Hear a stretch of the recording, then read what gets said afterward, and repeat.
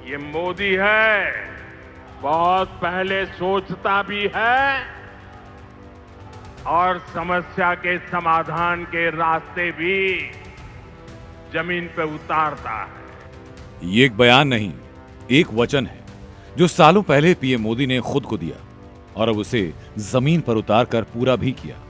ये उसकी तस्वीर है जहां पीएम मोदी हरियाणा के जिंद में देश की पहली हाइड्रोजन ट्रेन को हरी झंडी दिखा रहे हैं। ये सिर्फ एक ट्रेन नहीं, बल्कि नए भविष्य के सपनों को रफ्तार है। ये विश्व पटल पर भारत की नई ताकत और क्षमता की घोषणा है।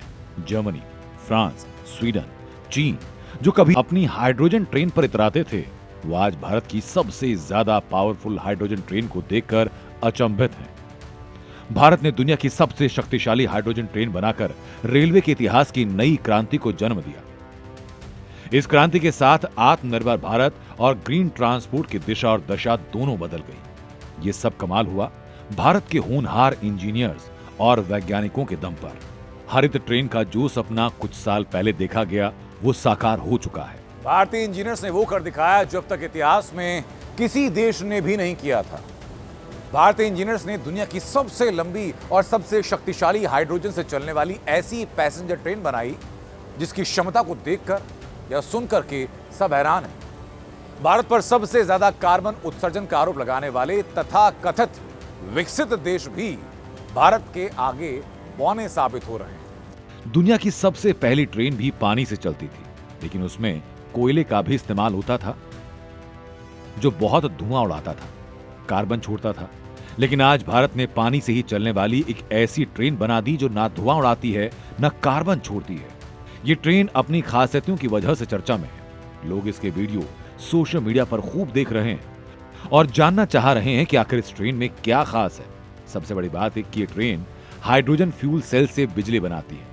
उत्सर्जन के नाम पर केवल पानी की भाप और गर्मी निकलती है, यानी कि हाईटेक ट्रेन शून्य कार्बन वाली है।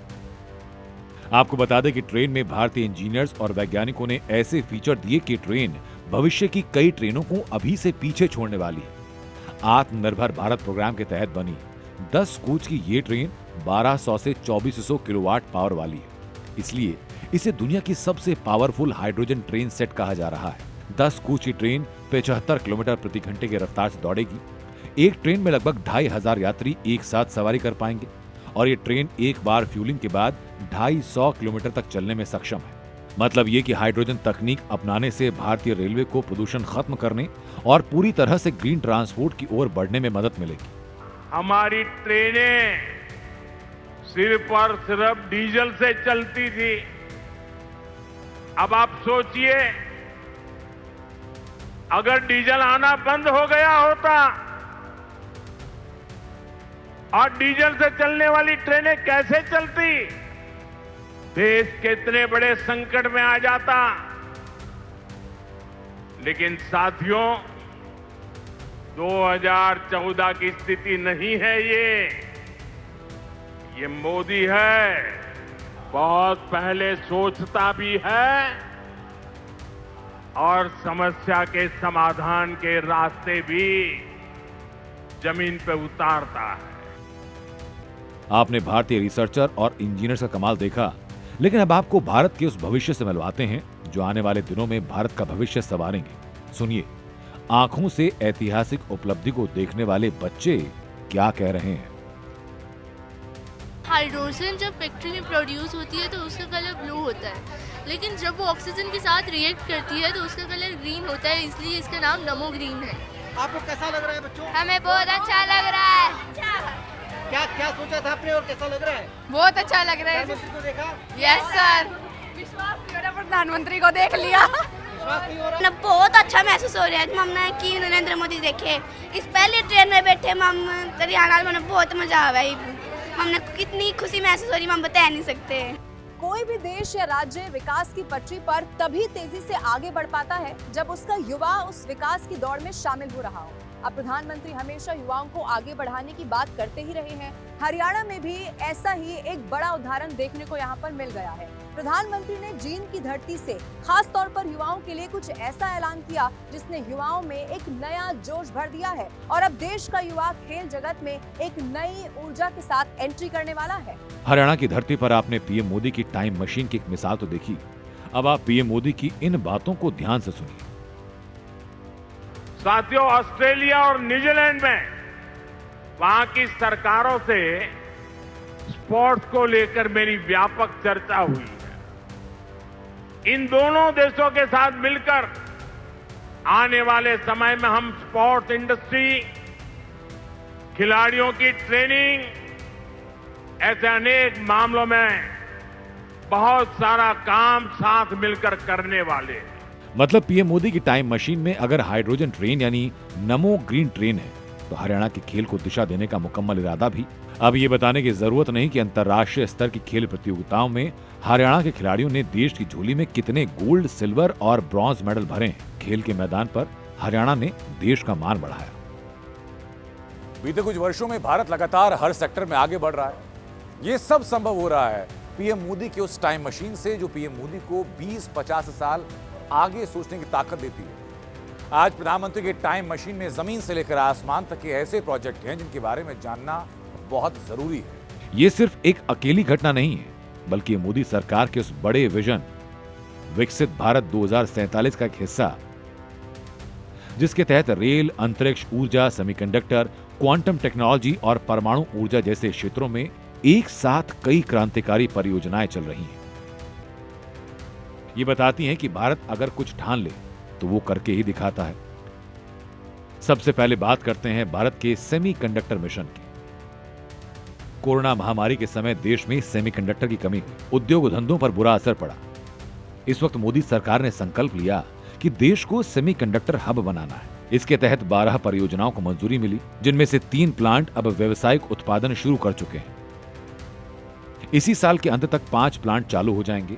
इससे भारत की विदेशों से आयात की निर्भरता कम होगी, बल्कि भारत अपनी चिप को बेचेगा। इस विजन के साथ देश में इलेक्ट्रॉनिक्स, मोबाइल, ऑटोमोबाइल, रक्षा और दूर संचार के क्षेत्र में क्रांति आएगी। रोजगार के नए अवसर पैदा होंगे।